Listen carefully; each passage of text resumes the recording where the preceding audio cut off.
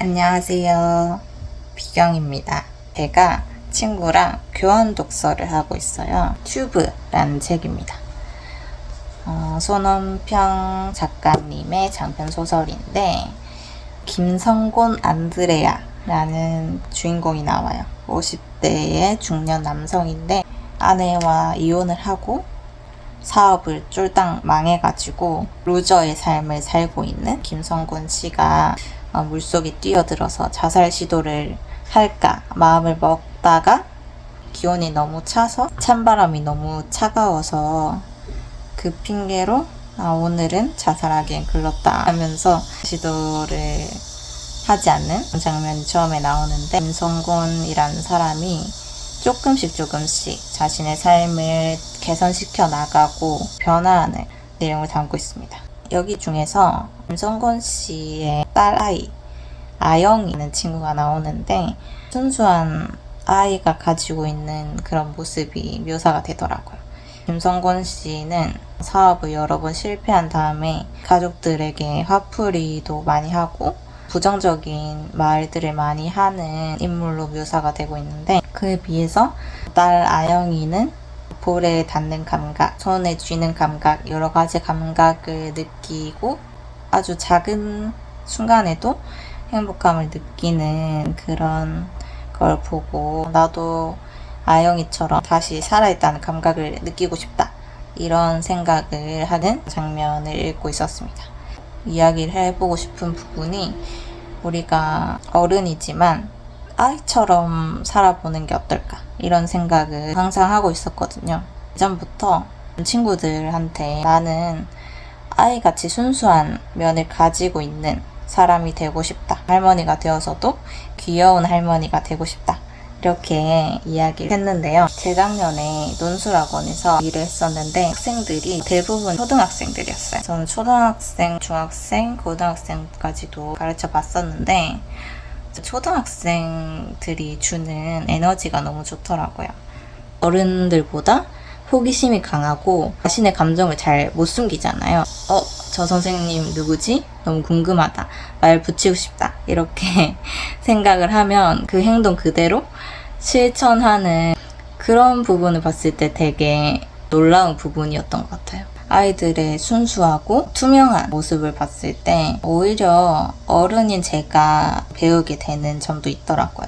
자신의 감정에 솔직한 거, 내가 보고 느끼는 대로 표현하는 거, 순수한 표현 능력과 감각 능력? 신생아 때를 떠올려보면 감정을 표현하는 방법이 눈물을 터뜨리는 거잖아요.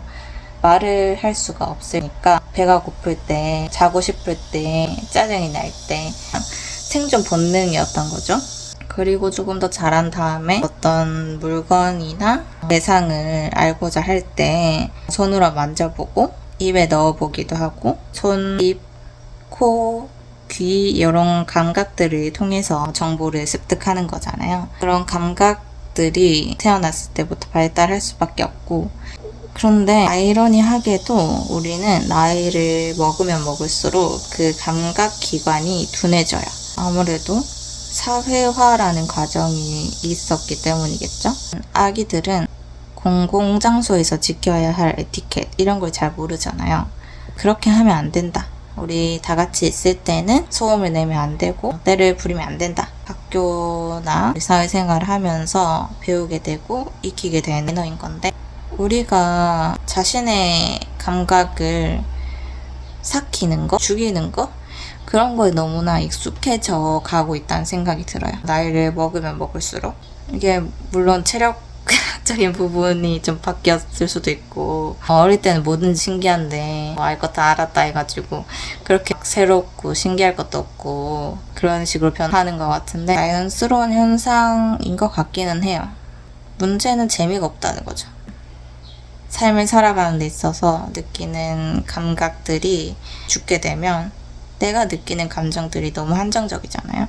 어릴 때는 길을 걷는 것만으로도 집 밖을 나가는 것만으로도 새로운 게 넘쳐나고 너무 신기한 게 투성이고 저거는 왜 저렇게 움직이는 거지? 신기하다. 우리 엄마 아빠한테 저거 왜 그런 거야? 왜 그런 거야? 이렇게 질문 폭탄을 했던 때도 있었을 텐데 지금은 사실 저거는 뭐 중력에 의해서 과학적인 사실에 의해서 이렇게 배운 내용이고 알고 있는 내용이니까 딱히 뭔가 새로울 것도 없고, 그리고 내가 모르는 거라고 하더라도 이거 왜 그렇지? 생각하고 알아보고 이래서 이런 거구나 하고 원리를 깨닫고 이런 과정을 거치지도 않고 요즘엔 그냥 챗GPT 검색하면은 정보가 바로 나오니까 공부하는 재미? 그런 것도 많이 사라진 것 같아요. 그래서 어른이 된다라는 게 슬프게도 감각이 둔해지는 과정, 삶이 무미건조해지는 과정 같다라는 생각도 들었어요. 근데 저는 그럴수록 아이로 돌아가야 된다고 생각하거든요. 물론 우리가 정신적으로 성숙해진 부분, 사회성이라는 영역을 지켜야겠죠. 어른으로서 남들에게 피해를 끼치면 안 되고 도덕적으로 잘못된 행동을 하면 안 되고, 하지만 그 선 안에서는 너무 나의 감각을 다 죽일 필요는 없지 않을까. 근데 그런 감각 어떻게 되살리는 건데?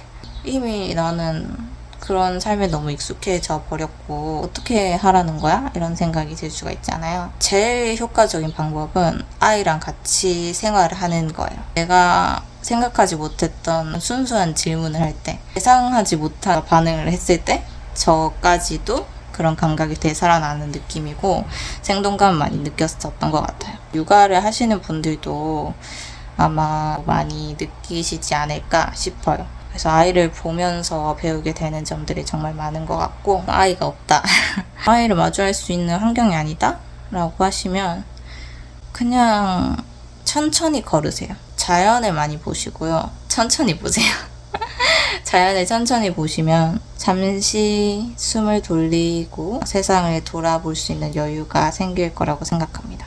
나는 그런 여유 없다 해도 정말 짧게, 직장인 분들이시면 점심시간에 잠깐 커피 사러 가는 길에 천천히 이렇게 둘러보면서 나뭇잎에 한번 시선 두시고 구름에 하늘에 시선을 또 두시고 지나가는 귀여운 강아지, 아이들, 귀여운 풍경들을 좀 눈에 담으시면 새로운 감정 느끼실 수 있을 것 같고, 천천히 몰입하는 게 감각을 깨우는 일이라고 생각해요. 그냥 바쁘니까 얼른 밥도 때우고 얼른 일하고 집에 오면 방전해가지고 눕고 유튜브 릴스 아무 생각 없이 쭉 내리고 이렇게 살게 되는데, 근데 그럴 때마다 참 인생이 재미가 없고 언제까지 이렇게 살아야 되나 싶고 이런 감정이 들 때가 있잖아요. 그럴 때는 의도적으로 자연을 보시라.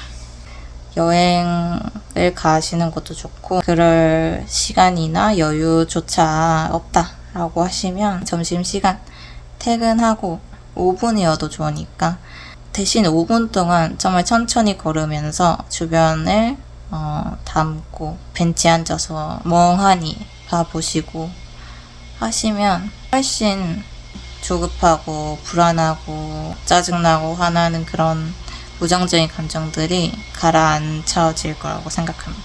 어른이 될수록 그걸 잊지 않는 게 중요한 것 같아요.